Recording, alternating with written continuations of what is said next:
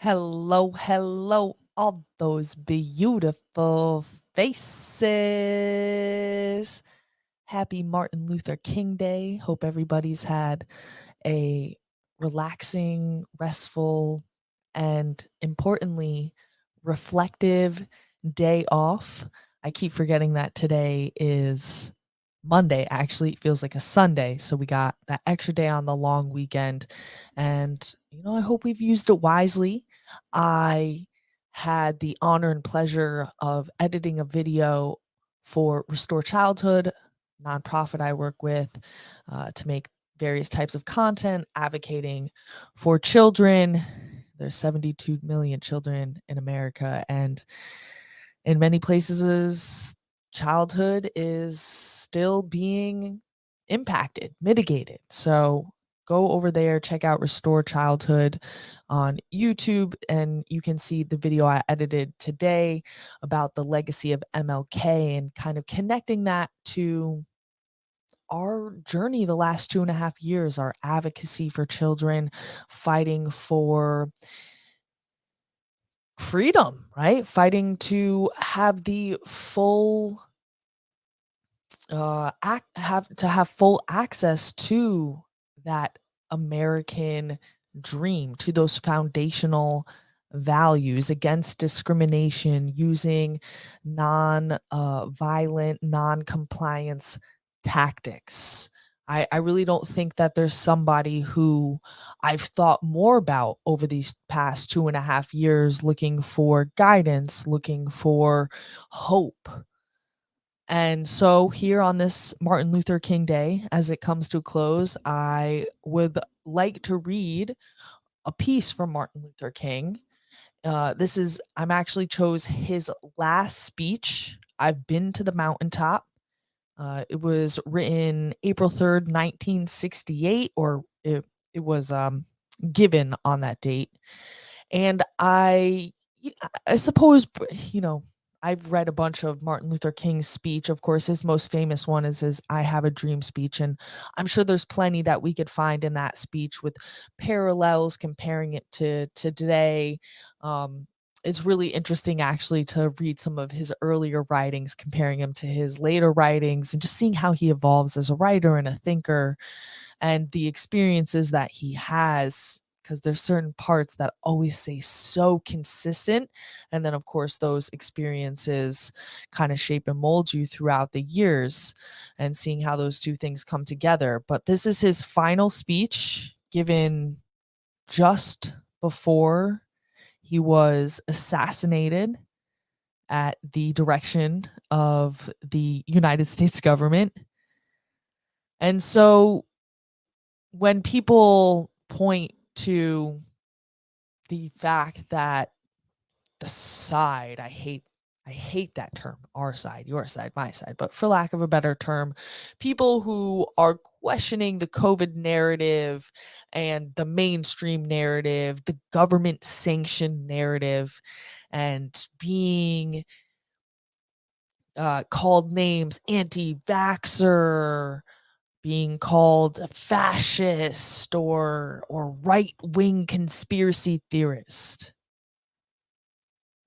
When you think about the legacy of Martin Luther King, and more generally anybody who's revered in history as standing up against tyranny, these are the exact tactics that were used against these people. And in the case of Martin Luther King, compared to kind of the coercion and tactics used against the general population, Martin Luther King was jailed, right? Ultimately, Martin Luther King was assassinated. And so again, we're gonna read I've Been to the Mountaintop. It was given on April 3rd, 1968. And just a little bit of context before we go into it. It was given to an overflowing crowd in Memphis, Tennessee, and it was where city sanitation workers were striking. King had actually been to the strike 2 times previous to give aid, to give encouragement. And what I realized about King now that I'm becoming somebody who speaks to people, whether it be at rallies or in different venues, in terms of being a parent who stood up or going on TV, I realize that the language that I speak in is very faith based. Very much, I do very much feel like God pulled me out of the classroom and placed me in here to have a larger platform to speak, to teach liberty. I did great things with my class. I miss my kids every day. But indeed, I am more free to speak now and have a larger platform than I did when I was in a classroom and had 100 students. And so I'm just trying to follow that calling. But you know, King, he was a minister, he was a pastor, and he very much speaks from this language as well. And he talks in this, it's called I've been to the mountaintop, right? He says, I've been to the mountaintop. I've seen the promised land. I may not get there with you, but I know tonight that we as people will get to the promised land. And then, of course, less than 24 hours later, it seems as if these words were almost prophetic in a sense, as he was assassinated by James Earl Jones. So the tale goes, there's all sorts of different conspiracy theories around that, but we definitely know it was at the behest of the federal government. The FBI had been spying on him for some time. He was being made out to be a socialist, a communist, somebody who's working with subversive forces, just like many of these groups that were fighting for freedom. And just like, we've been pinned to be. Perhaps not quite so extreme. Circumstances are definitely different. We come very far, but I fear we are regressing back into this. So, without any further ado, let's go ahead and let's get into the speech. I think I'll read it through completely, and then we'll take some time and reflect on what we read. So, again, the day before Martin Luther King was assassinated in Memphis, April 3rd, 1968. This is his final speech. He starts out, "Thank you very kindly, my friends. As I listened to Ralph Abernathy and his eloquent and generous introduction, and then thought about myself, I wondered who he was talking about. It's always good to have your closest friends and associates say something good about you, and Ralph Abernathy is the best friend that I've had in the world. I'm delighted to see each of you here tonight in spite of a storm warning. You reveal that you are determined to go on anyhow. Something is happening in Memphis. Something is happening in our world. And if I were standing at the beginning of time with the possibility of taking a kind of general panoramic view of the whole of human history up to now, when the Almighty said to me, Martin Luther King, which age would you live in? I would take my mental flight back by Egypt, and I would go watch God's children in their magnificent trek from the dark dungeons of Egypt, through, or rather across the Red Sea, through the wilderness on towards the promised land. And in spite of its magnificence, I wouldn't stop there. I would move on by Greece and take my mind to Mount Olympus. I would see Plato, Aristotle, Socrates, Euripides, and Aristophanes assembled around the Parthenon. I would watch them around the Parthenon as they discussed the great and eternal issues of reality, but I wouldn't stop there. I would go on even to the great heyday of the Roman Empire, and I would see developments around there through various emperors and leaders, but I wouldn't stop there. I would even come up to the day of the Renaissance and get a quick picture of all that the Renaissance did for the culture and the aesthetics of life of man, but I wouldn't stop there. I would even go by the way that for man for whom I am named had his habitat. And I would watch Martin Luther as he attacked as I would watch Martin Luther as he tacked his 95 thesis on the door at the Church of Wittenberg, but I wouldn't stop there. I would come up even to 1863 and watch a vacillating president by the name of Abraham Lincoln finally come to the conclusion that he had to sign the Emancipation Proclamation. But I wouldn't stop there. I would even come up to the early 30s and see a man grappling with the problems of the bankruptcy of his nation and come with an eloquent cry that we have nothing to fear but fear itself. But I wouldn't stop there. Strangely enough, I would turn to the Almighty and say, if you allow me to live just a few years in the second half of the 20th century, I will be happy. Now that's a strange statement to make because the world is all messed up. The nation is sick. Troubled is the land, confusion all around. That's a strange statement. But I know somehow that only when it's dark enough can you see the stars. And I see God working in this period of the 20th century in a way that men, in some strange way, are responding. Something is happening in our world. The masses of people are rising up, and wherever they are assembled today, whether they are in Johannesburg, South Africa, Nairobi, Kenya, Accra, Ghana, New York City, Atlanta, Georgia, Jackson, Mississippi, or Memphis, Tennessee, the cry is always the same. We want to be free. And another reason that I am happy to live in this period is that we have been forced to a point where we are going to have to grapple with the problems that men have been trying to grapple with through history. But the demands did not force them to do it. Survival demands that we grapple with them. Men for years now have been talking about war and peace, but now no longer can they just talk about it. It is no longer a choice between violence and nonviolence in this world. It's nonviolence or non-existence. That is where we are today. And also, in the human rights revolution, if something isn't done and done in a hurry to bring the colored peoples of the world out of their long years of poverty, their long years of hurt and neglect, the whole world is doomed.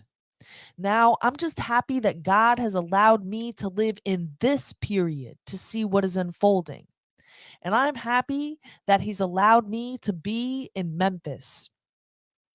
I can remember when Negroes were just going around, as Ralph had said, so often scratching where they didn't itch and laughing when they were not tickled. But that day is all over. We mean business now, and we are determined to gain our rightful place in God's world. And that's all this whole thing is about. We aren't engaged in any negative protest and in any negative arguments with anybody. We are saying that we are determined to be men. We are determined to be people. We are saying that we are God's children, and that we are God's children. We don't have to live like we are forced to live. Now, what does all this mean in this great period of history? It means that we've got to stay together. We've got to stay together and maintain unity. You know, whenever Pharaoh wanted to prolong the period of slavery in Egypt, he had a favorite formula for doing it. What was that? He kept the slaves fighting among themselves. But whenever the slaves get together, something happens in Pharaoh's court, and he cannot hold the slaves in slavery. When the slaves get together, that's the beginning of getting out of slavery. Now let us maintain unity. Secondly, let us keep the issue where they are. The issue is injustice. The issue is the refusal of Memphis to be fair and honest in its dealing with its public servants who happen to be the sanitation workers. Now, we've got to keep attention on that. That's always the problem with a little violence. You know what happened the other day? And the press dealt only with the window breaking. I read the articles. They very seldom get around to mentioning the fact that 1,300 sanitation workers are on strike and that Memphis is not being fair to them and that Mayor Loeb is in dire need of a doctor. They didn't get around to that. Now, we're going to march again, and we've got to march again in order to put the issue where it's supposed to be and force everyone to see that there are 1,300 of God's children here suffering, sometimes going to hurry, or sometimes going hungry, going through dark and dreary nights, wondering how this thing is going to come out. That's the issue.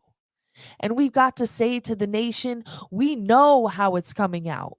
For when people get caught up in with that which is right and they are willing to sacrifice for it, there's no stopping point short of victory. We aren't going to let any mace stop us. We are going to master our nonviolent movement in disarming police forces. They don't know what to do. I've seen them so often. I remember in Birmingham, Alabama, when we were in that majestic struggle there. We would move out of the 16th Street Baptist Church day after day by the hundreds. We would move out. And Bull Connor would tell them to send the dogs forth, and they did come. But we just went before the dogs singing, "Ain't nobody gonna turn me round." But Bull Connor next would say, "Turn the fire hoses on." And as I said to you the other night, Bull Connor didn't know history. He knew a kind of physics that somehow didn't relate to the trans physics that we knew about. And that was the fact that there was a certain kind of fire that no water could put out. We went before the fire hoses. We had known water. If we were Baptists or some other denominations, we had been immersed. If we were Methodists and some others, we had been sprinkled. But we knew water. That couldn't stop us. And we just went on before the dogs and we would look at them, and we go on before the water hoses and we look at them, and we go on singing, "Over my head, I see freedom in the air." And then we would be throwing in the and then we'd be thrown in the paddy wagons, and sometimes we were stacked in there like sardines in a can, and they would throw us in, and old Bull would say, "Take them off," and they did. And we would go in the paddy wagon singing, "We shall overcome." And now, and every now and then we'd get in jail and we'd see the jailers looking through the windows, being moved by our prayers and being moved by our words and our songs. And there was a power there which Bull Connor couldn't adjust to. And so we ended up transforming Bull into a steer, and we won our struggle in Birmingham. Now we've got to go on in Memphis just like that. I call upon you to be with us when we go out on Monday. Now, about injunctions. We have an injunction, and we're going to court tomorrow morning to fight this illegal, unconstitutional injunction. All we say to America is, be true to what you said on paper. If I live in China or even Russia or any totalitarian country, maybe I could understand some of these illegal injunctions. Maybe I could understand the denial of certain basic First Amendment privileges because they hadn't committed themselves to that over there. But somewhere I read of the freedom of assembly. Somewhere I read of the freedom of speech. Somewhere I read of the freedom of press. Somewhere I read of the greatness of America is the right to protest for the right. And so, as I say, we aren't going to let dogs or water hoses turn us around. We aren't going to let any injunction turn us around. We are going on. We need all of you. And you know what's beautiful to me is to see all of these ministers of the gospel. It's a marvelous picture. Who is it that is supposed to articulate the longings and aspiration of the people more than a preacher? Somehow the preacher must have a kind of fire shut up in his bones, and whenever injustice is around, he tell it. Somehow the preacher must be an Amos and saint. When God speaks, who can but prophecy? Again with Amos, let justice roll down the water and righteousness like a mighty stream. Somehow the preacher must say with Jesus, the Spirit of the Lord is upon me because he hath anointed me, and he has anointed me to deal with the problems of the poor. I want to command the preachers under the leadership of these noble men. James Lawson, one who has been in this struggle for many years. He's been to jail for struggling. He's been kicked out of Vanderbilt University for the struggle, but he's still going on fighting for the rights of people. Reverend Ralph Jackson, Billy Kyles. I could go just right down the list, but time will not permit. I want to thank all of them. And I want you to thank them because so often preachers aren't concerned about anything but themselves. And I'm always happy to see a relevant ministry. It's all right to talk about long white robes over yonder and all of its symbolism. But ultimately, people want some suits and dresses and shoes to wear down here. It's all right to talk about streets flowing with milk and honey, but God commanded us to be concerned about the slums down here and his children who can't eat 3 square meals a day. It's all right to talk about the new Jerusalem, but one day God's preacher must talk about the new New York, the new Atlanta, the new Philadelphia, the new Los Angeles, the new Memphis, Tennessee. This is what we have to do. Now, the other thing is that we'll have to do is this: always anchor our external direct action with the power of economic withdrawal. Now, we are poor people. Individually, we are poor when you compare us with white society in America. We are poor. Never stop and forget that collectively, that means all of us together. Collectively, we are richer than the nations in the world, with the exception of 9. Did you ever think about that? After you leave the United States, Soviet Russia, Great Britain, West Germany, France, and I can name others, the American Negro collectively is richer than most nations of the world. We have an annual income of more than $30 billion, which is more than all of the exports of the United States and more than national budget of Canada. Did you know that? That is power right there if we know how to pool it. We don't have to argue with anybody. We don't have to curse and go around acting bad with our words. We don't need any bricks and bottles. We don't need any Molotov cocktails. We just need to go around to these stores and to these massive industries in our country and say, God sent us by here to say to you that you're not treating his children right. And we've come here to ask you to make the first item on your agenda a fair treatment where God's children are concerned. Now, if you are not prepared to do that, we do have an agenda that we must follow. And our agenda calls for withdrawing economic support from you. And so, as a result of this, we are asking you tonight to go out and tell your neighbors not to buy Coca-Cola in Memphis. Go by and tell them not to buy seal test milk. Tell them not to buy What's the other bread? Wonder Bread? And what is that other bread company, Jesse?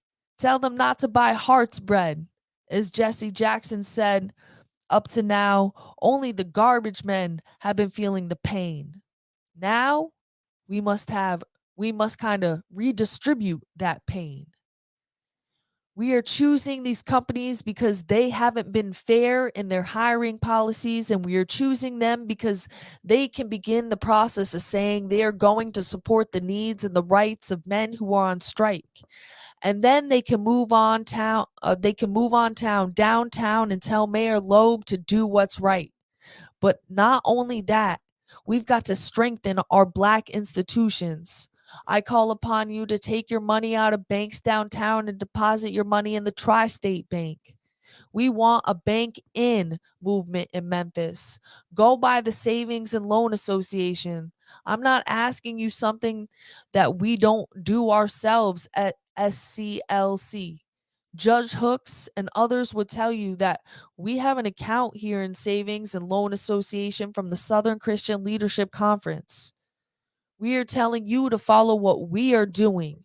Put your money there. You have 6 or 7 Black insurance companies here in Memphis City. Take your insurance there. We want to have insurance in. These are practical things that we can do. We begin the process of building a greater economic base, and at the same time, we are putting pressure where it really hurts. I ask you to follow through here. Now, let me say, as I move to my conclusion, that we've got to give ourselves this struggle until the end. Nothing would be more tragic than to stop at this point in Memphis. We've got to see it through. And when we have our march, you need to be there. If it means leaving work, if it means leaving school, be there. Be concerned about your brother. You may not be on strike, but we either go up together or we go down together. Let us develop a kind of generous unselfishness. One day, a man came to Jesus and he wanted to raise some questions about some vital matters of life and points he wanted to trick Jesus and show him that he knew a little more than Jesus knew and threw him off base. Now, that question could have easily ended up in a philosophical and theological debate, but Jesus immediately pulled that question from midair and placed it on a dangerous curve between Jerusalem and Jericho. And he talked about a certain man who fell among thieves. You remember that? A Levite and a priest passed by on the other side. They didn't stop to help him. And finally, a man of another race came by. He got down from his beast, decided not to be compassionate by proxy, but he got down with him, administered first aid, and helped the man in need. Jesus ended up saying that he was the good man, that he was this great man because he had the capacity to project the I in thou and be concerned about his brother.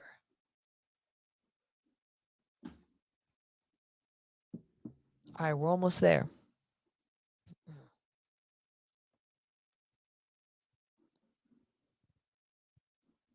Now you know, we use our imagination a great deal to try to determine why the priest and the Levite didn't stop.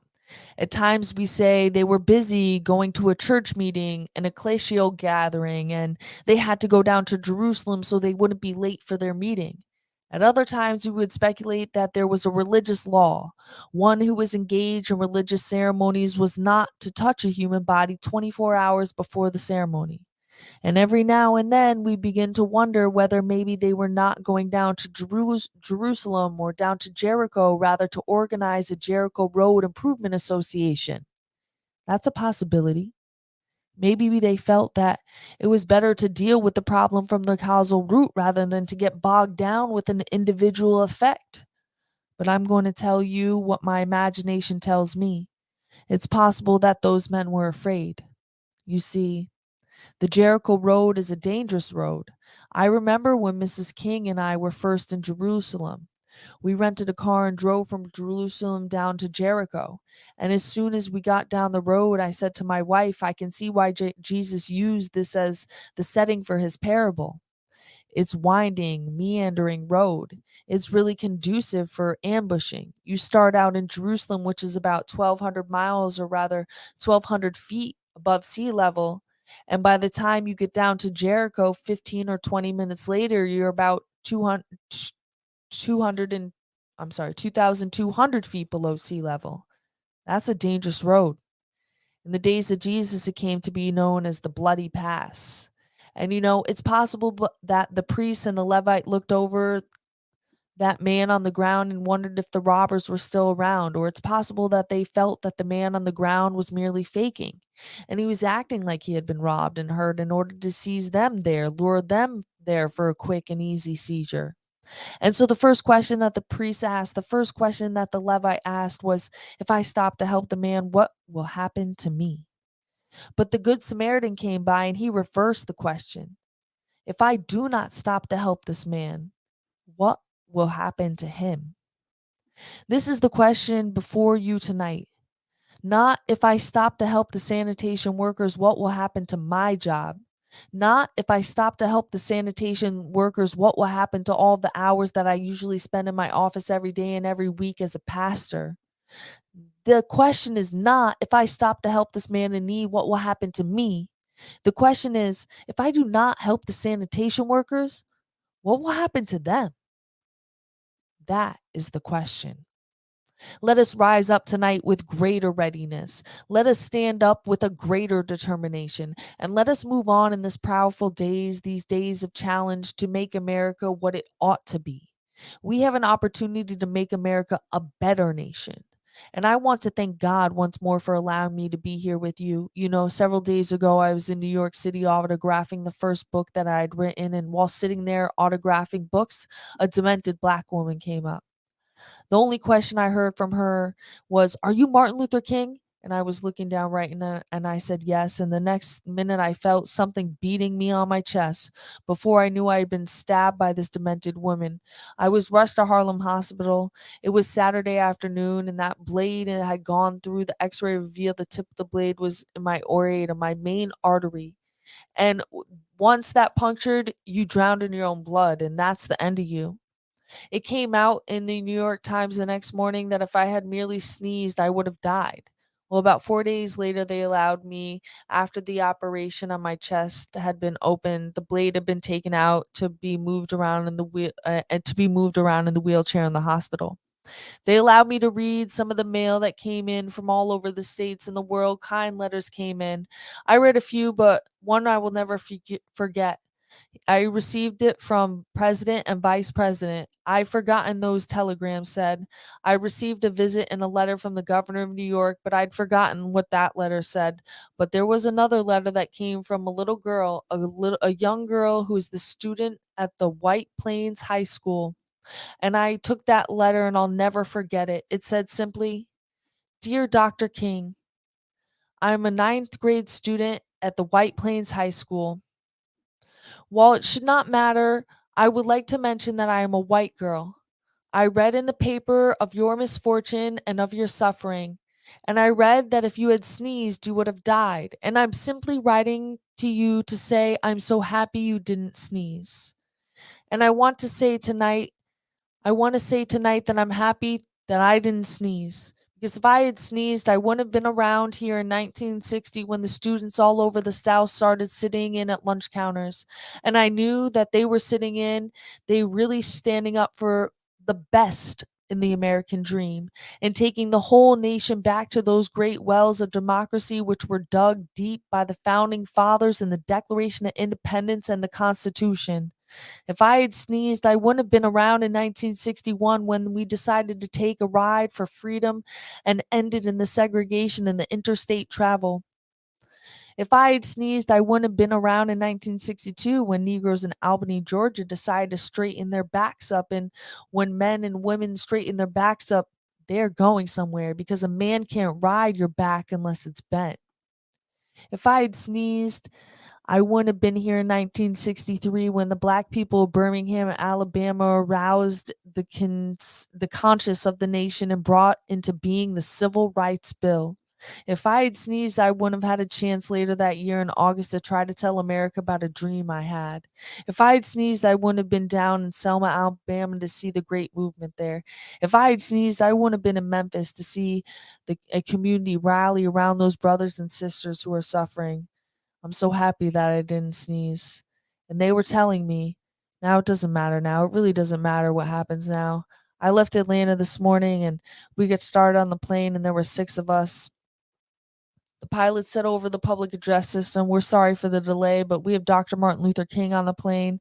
And to be sure that all the bags were checked and to be sure that there was nothing wrong with the plane, we had to check everything carefully. And we've had the plane protected and guarded all night."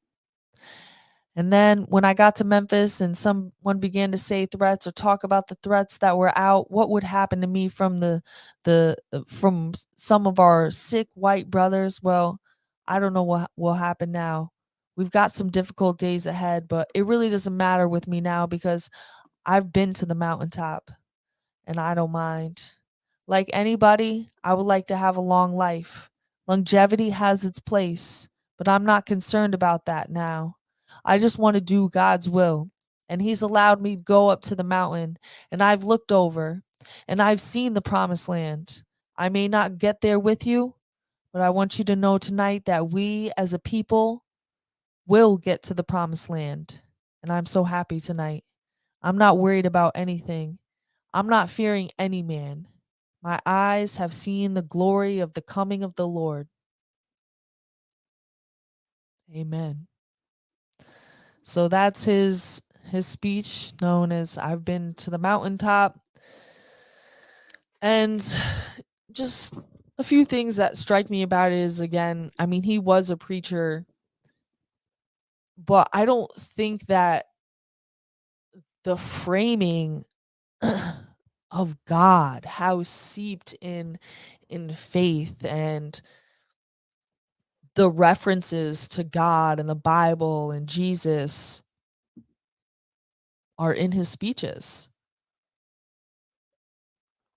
You know, as with everything in the 2020s, the late 2000 teens, the culture wars have become battlegrounds. So, of course, you have people on the left and people on the right kind of fighting over the legacy of Martin Luther King. And I think that one thing that the left definitely misses is how steeped in God and by extension in the Constitution, which is a document meant to protect the individual's relationship with God, that Martin Luther King is. I mean, it's the God stuff is throughout. There's some places more than others where he makes the references directly to American history and the Constitution. But he says at one point, you know, all we want is for you to keep the promise that you made on paper, right? I read somewhere that we had these freedoms of assembly and of speech, and that's all we want. And the other thing that I notice is, where is it? Oh, the stuff about the workers and how we have to come together. And that's, you know, still a big thing. Is we have the power. We the people have the power. It's about developing that consciousness. And I do like how Martin Luther King kind of flipped the question, the proper question that we should be asking, which is based on the parable that Jesus tells of the Good Samaritan, right? The Levite passes, the priest passes, and they don't stop for the person in need because they're thinking about themselves. And the Good Samaritan flips that and says, well, what happened to this guy if I don't stop and help him, rather than what would happen to me? And I do think that's partially the question. But at some point, you have to see yourself also as that person, right? It's not just like what happens to that person if I don't stop. It's what happens to me further down the road if I don't stop and help this person. If I don't take a stand against that evil and protect the preciousness of the life or whatever is still here. If I don't protect that and then stand up against that thing, then that thing gets stronger and more resources and takes over more geographical territory, and then it's going to come get me anyways. So I think that's what we have to think of, not just the Good Samaritan, but what happens when that thing comes back and gets you? So, there's a bunch of other good stuff throughout here. Of course, it's a Martin Luther King speech, but those are kind of the two biggest things that stick out to me. It's just how much of the framing is in this religious based, faith based kind of talk, and how we don't really talk about that. Same thing with the Constitution. We don't really talk about, in God we trust, or those are the parts of the document that are downplayed. And yet one of the greatest civil rights heroes of all time was a preacher and is using that language and continues to be revered. So I think that we need to, again, bring that framing into play and remind people, um, that this is part of his legacy too. And I think some of that is also recognizing that Martin Luther King was a radical. Martin Luther King was very like Black community needs to come together and create kind of their own networks, right? Going after the economics, right? That's a big thing too. I've been telling people when they say, well, what about getting our jobs back? We're winning these, we win these court cases, but they don't go anywhere. They get appealed. When do people get their jobs back? And yeah, it would be great to get your jobs back, but we cannot be pinning our economic opportunities to these jobs that the state has so much control over. We have to free ourselves economically because that is the most advantageous point from which to put pressure on the system and also create leverage. Because when they see that there's these other options out there, and people will go to these other options because they're more inclusive and provide services for more people, then people are going to go there. So it's about applying that market pressure, really embracing those constitutional values. And that's really what I do see as the legacy of Martin Luther King. I think that there's we need to move beyond the culture war conversations of MLK, of these basic notions of like content of character, or even just saying like Martin Luther King believed in the Constitution, and do recognize that he evolved as a thinker and an activist throughout his lifetime, and that there's more nuance there. And then from the other side, of course, we need to recognize that he wasn't just like this super strict, like Black militant kind of figure, which I feel like people are kind of on the left or on the like Black Lives Matter team really tried to play into more, because that benefits their narrative. As usual, both sides I think have something to add to the conversation. It's just about, you can't use either of their preferred lines of narratives as the singular perspective through which you view MLK's life. Like, it really has to be about the mixing of both sides, and that is the American dream, right? Just like how MLK said that doing the sit-ins and doing these non-compliance peaceful actions is one of the greatest realizations of the American dream. So I want to continue having that conversation. Like, it's not CRT and it's not America first. it's it's a nuanced conversation. It's a conversation that asks hard questions, that tries to view things from multiple perspectives. And also one other thing I really like that MLK does is that he does compare their struggle that they're going through at that point in time to other struggles throughout history, which is something I don't feel like has been allowed in the COVID era. If you ever try to make any comparisons to any other time periods, people just say, "Oh, you're crazy. This is nothing like that. This is just the government is trying to do good and people don't want to get sick." Like, I'm sure there was same excuses back during those periods.